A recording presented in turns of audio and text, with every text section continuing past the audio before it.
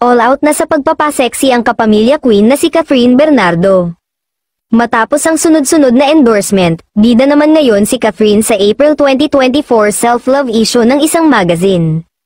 Wala ngang ka-effort na nag-trending muli ang aktres sa bagong milestone niyang ito nitong Easter Sunday.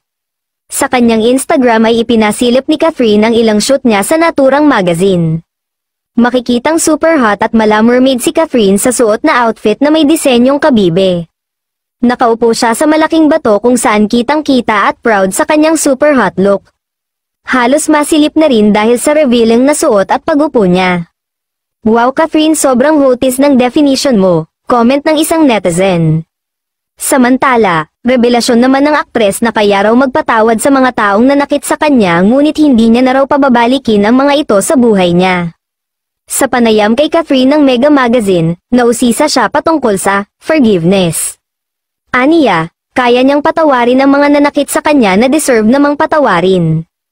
Ang lalim kasi ng word na forgiveness, for me, you can forgive people who deserve it, but when I forgive you, it doesn't mean that I have to keep you in my life. I forgive you for my peace of mind, for clarity, and for everything, but it doesn't mean na pwede kang bumalik, it depends, saad ng aktres.